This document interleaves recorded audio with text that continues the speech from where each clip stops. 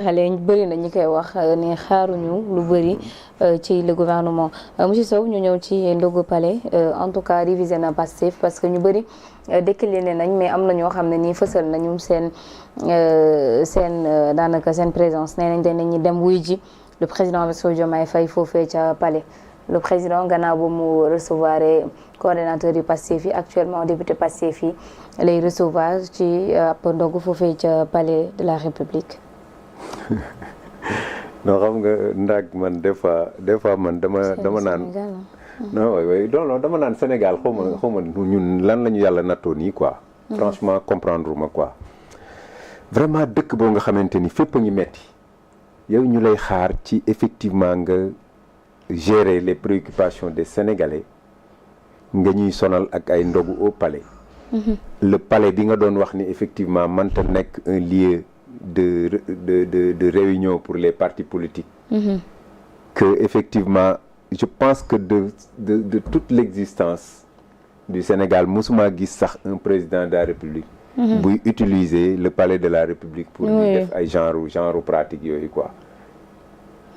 te ñooñu Sénégal gi ñu nekkoon ñoo dàq moo gën a néew ay problème fuuf Sénégal bi moo dàqoon téeméeri yoon Sénégal bi yow yaa ngi jóge ci crise jógeegoo ci sax muy crise étudiants yi mu am fa ku yàlla moom enseignants yi nekk ci seen ay problème baykat yi am ay problème partout foo laal muy metti ngay organiser ay ndogu au niveau du palais. oui moi je pense que grève moi je pense enseignants yi di grève. ndogu palais boobu rek satisfaire na les doléances des étudiants. maanaam li ñuy dépenser. liñ fay dépenser satisfaire na li étudiants yi di laaj seen campus boobu ñu bëggoon a ndek def ngénte tubaab. mënoon nañ leen a bàyyi ñu def ko parce que li ñuy def ñoom gënul li nga xamante ni moom la étudiants yi doon def le coût du plat bi ñuy ndogoo foofu mbaa kaas ba. benn tojit ba rek étudiants yi mënoon nañ ko utiliser pendant des jours. nga xañ leen ko faat ci ay bakkan mbaa boog benn bakkan. ba pare dem di oote au niveau du palais. moi je pense que là c'est devenu un gâchis national. vraiment gâchis national la quoi mais nag comme ni ñu koy waxee rek. Monsieur Sy l'a dit tout de suite et moi je l'ai toujours dit. Vraiment li ñuy wax rek xaar ci ñii. véritablement dara lu baax loolu xëy na ñoom rek la engagé. monsieur Sy moom il est catégorique nee na ñii moom xaar ma dara ci ñoom lu baax. looloo am. gis nga li am mooy ñi ci ña fa dese kus néew. parce que nag loo ci mën a dégg xam ni bari nañu rocceeku dañoo waxul dara. bien sûr mais ña fa des akus néew laa lay wax ni ñoom xëy na ñoo des ci gëm te xam nga lu ñu gëm. li fay waddee jëm ci ñoom. mais xam nañ ni le Sénégal là ne va pas avancer avec ces gens là. ils peuvent pas le faire. parce que yow su fekkente ni yow mënoo régler benn crise boo xam ne am na ci sa biir dëkk nga woote nit ñi waxtaane ko mënoo uti xaalis dégg naa léegi monsieur Sy wax ko mu ni effectivement ils veulent remplacer li ñu soxla ci xaalis par bien sûr moo di li ñu doon dagg rek ko remplacer mënuñu ko remplacer parce que ce dont ils ont besoin c'est 10 fois plus que li nga xamante ni moom la ñu mën a am ci ay impôts ay yi ñuy dagg ci étudiants yeeg yi ñuy dagg ci institut enseignants yi xaaju ko mat moom koy dañ koy naxe seen bopp effectivement pour effectivement mën a nekk ci un peu de gundaandaat comme ni ñu koy defee présentement parce que man jàppuma ni ñoom waroon nañu mën a xalaat sax di poser yenn problème mu étudiants yi tout en étant dans l'opulence mënuma woon comprendre ni ab enseignant boo xamante ni des fois da nga koy affecté à des milliers de kilomètres de sa base de son village natal nga di ko dagg yenn dagg yi tout en yow gardant sa ay opulence quand par exemple leur véhicule des députés romb na la mais vraiment tu as la chair de poule parce que simplement lii tey am na bu ñu romb barki de non mais da ngay am chair de poule non da ngay am chair de poule xam nga li du bakkane gi sax mais ki ñu xañ li nga xam ni mooy droit am ba pare jox kii loo xam ni mënoon naa ñàkk looloo jaar c'est une question de priorité la priorité n'était pas dans ça au moment où le Sénégal disent-ils est au 4e sous-sol c'était pas la priorité était de voir ñoom ki leen di succéder nan lay mel parce que ki leen di succéder bu naree mel ni ñoom Sénégal di yàqu te bu ñu yàqee université kan moo leen di succéder qui va succéder au président de la République bi nga xamante ni bu ñii di màgg ñoom ñooy ñëw pour nekk ko moi je pense que pour man je crois que destruction au Sénégal xëy na dañ ni woon foog mu jaar ci Pastef il faut que Pastef ñëw pour que à jamais ñu xam kan mooy kan la ñu war a jox suñu réew et je crois que à partir de ce moment ñi nga xamante ni ñi ngi ay observateurs lañ ñi nga xamante ni c'est des gens réfléchis ñi ngi xool nag fan la ñuy teg seen tànk bu subaa pour que en 2029 ñu mën a teg loxo yi Sénégal ci ay loxo yoo xamante ni mën na ko yor du xeex du xuloo mais dans le dialogue et dans des pratiques yoo xamante ni mën nañ ko wax mais pratique gu xeex ak xuloo ay pratique gu ngénte non moi franchement ces gens-là non est-ce que yaa ngi doon xalaat ci dëkk boo xam ne nii actuellement le président Bassirou Diomaye Faye seen camarade boobu di Abdoulaye Ba décédé na kenn yeggu ko ci coowal homosexualité bi ci réew mi kenn déggu ko ci actuellement mu ngi convoqué ñi mbokkal parti ca biir palais pour ñu maanaam créer ab ndogu waxtaanee seen parti en tout cas boo xoolee régime yi fi jot a jàll Abdou Diouf Wade Macky ba Diomaye boo xoolee université bu demoon ba am crise bu mel nii rek day gis président bi day woo tous les étudiants du Sénégal ñu toog maanaam da leen woo palais xam nga dafa woo waa parti yam mais coowal bu mel nii bu daanam président bi day woo les représentants d'étudiants au niveau du palais ñu waxtaan ñu trouver une solution ñu trouver un cadre consensuel boo xoolee Diomaye tamit mooy li ma wax sànq par rapport ak Pastef mais Diomaye tamit mënuñu xaar si moom lu bëri parce que dafa am lu ñuy woowee les fondations fondation Diomaye dafa ñëw boo xoolee doxaliñam rek da ngay xam ni kii maanaam amul un leadership moom joxul boppam sax bu ko leadership bu ko constitution jox xam nga président boo dee ba ñu fal rek constitution jox na la leadership bu bëri par rapport aux prérogatives qu'il t'a donné boo xoolee Diomaye jëlul dara ci prérogative am loolu mooy war leadership qu'il doit avoir pour nekk un grand président parce que ku mu remplacer boo ko remplacer pour nga fay ce sera un problème le président Macky Sall boo xoolee Diomaye nag mu ngi nekk un président boo xamante ni je l'ai dit je l'ai répété il est inexistant maanaam tey jii fu ñu ko doon xaar le pays se trouve dans des problèmes quand même cruciaux nga gis que ni tey jii ñu ngi am une crise universitaire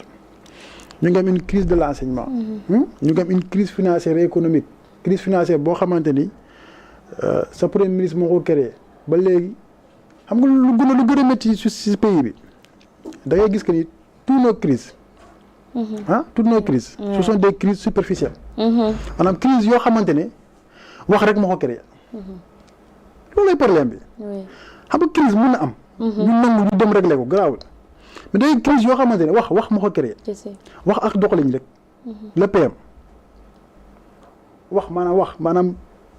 nu mu jëfee moo baaxul moo tax crise yi am mais ce sont des crises yoo xamante ni man su ma nekkoon président de la République crise yooyu du am management bu ndaw crise yooyu du am xoolal crise avec les étudiants maanaam moom nu mu braqué muy jaayante maanaam muy jaay étudiants yi seen doolam moom tax na ba crise ñëw avec les finances publiques nu mu ko interpréter nu mu ko waxee mel ni xaalis bi dañ ko sàcc dañ kaa luubal crise financière am mu jur ni une crise économique Diomaye nag boo gisee tey moo wootee véritablement man moom Pastef seen kii seen lien avec Diomaye avec la coalition de Diomaye coalition Diomaye président pour man c'est insensé quoi pour man toog sax di si wax maanaam pour man toog sax di si wax du yoon parce que c'est infanté maanaam li fu xale la maanaam Diomaye lu mu nag di dund ak sa coalition ak le parti Pastef yu fu xale dëgg moom mu ngi noonu vraiment nga créer loo xamante ni ça n'a rien maanaam waru woon sax xew nga créer ko tey ji boo xoolee Diomaye adduna du neex ba moom une force politique même Sonko mi nekk leader mu ngi perdre sa force politique kon Diomaye warul sax xalaat am une force politique du ko mës a am Diomaye tey fu mu waroon teg ses énergies mooy le fait que mu nekk le chef suprême de l'exécutif constitution jox ko ay prérogatives mu nekk un président impartial ba ñu topp politique mu liggéey réew mi Diomaye amoon na benn fenêtre de tir bu incroyable. du faale politique du faale dara mu ñëw liggéey réew mi mu dem. surtout mais dafa ñëw. vu que moom moo nekk premier président bu ñu fal mu nekk jeune c'est ça non seulement dafa bàyyi son PM et ses ministres DG ñuy wax lu leen neex da ngay gis Diop Cheikh Diba ñëw tey. Cheikh Diba ñëw tey. bëgg def un programme avec le FMI bëgg négocier un programme Cheikh Diba pare wax on Sonko ñëw mais le FMI nous appauvrit. loolu wax la ma loolu. loolu maanaam loolu. ba pare ne FMI complice la. ci dette cachée c'est une haute trahison parce que boo demee sax nga dem yow Sénégal bu ñu xoolee c'est comme si le FMI. dañu xuloo ak moom c'est comme si le FMI c'est notre interlocuteur maanaam c'est comme si le FMI maanaam état la ñu état lañ alors que FMI état yi ñoo fa nekk des membres. maanaam FMI état yi la fi nekkal. position bu États-Unis am avec le FMI am na lu ñu war a changer véritablement. position bu France am avec le FMI mais position boobu nga am le FMI c'est le gendarme de la finance mondiale. FMI mooy nekk un gage. te ji nga xool boo xoolee temps yi passé OCDE génne na un tableau l'organisation pour la coopération et le développement économique pour dire que ni le Sénégal. dafa nekk un pays moins attractif et plus risqué. nga nekkoon position 6 OCDE yóbbuwaat la ba 7. te en 2024 da nga nekkoon position 6 nga am une perspective de hausse maanaam da nga waroon yéeg dem position 5 te position 5 ku fa nekk ay Côte d'Ivoire ay Maroc. ay Ghana maanaam Sénégal fu ko Macky Sall bàyyi woon si wàllum attractivité. si wàllum attractivité des IDE. ak mu nekk un pays moins risqué pour dem lebi wala pour attirer des investissements. OCDE nee na yow delloo nga ba pays yi gën a yées xam nga kan moo fa nekk 7. ay Iran. Afghanistan ay Niger ay Burkina Faso maanaam les pays de l'AES là. ñoo fa nekk ak ay Iran. ay Afghanistan des pays en guerre ay Libye. nga xam Sénégal dafa war a yéeg dafa wàcc. maanaam loolu rek maanaam crise bu mag la te crise yooyu noonu. bu tax ñu dugg fa du jëf. wax la wax nag moo jur jëf mais si wax la commencé. maanaam le premier ministre Ousmane Sonko véritablement Diomaye bi mu woon réew mi dox daf ko war a démettre soit mu nekk un premier ministre quand même républicain. mu nekk un vrai premier ministre. wala Diomaye démettre ko. ak lépp loo xamante ni wàllum politique seen coow xale yooyu noonu xam nga député Pastef yi ñëw les coordinateurs non le Sénégal mérite plus quoi ñu toppatoo les questions de l'heure problème étudiant ñu réglé ko parce que dëkk boo dem nga gis fa une crise de l'enseignement supérieur dëkk boobu day alku parce que tey jii la masse critique l'élite ce sont les étudiants tey boo xoolee l'université a perdu beaucoup d'années tey jii nga yokk sa crise bu mel nii yow tiitu barak contre les étudiants nga dugal fa ay policiers nga xam ni université maanaam université adduna yëpp doo ki université bu am des policiers dans son espace yow nga def ko après yow supposons d'ici 5 ans dëkk bi nu muy toll quoi nu mu war a mel ci wàllum formation ci wàllum capital humain de qualité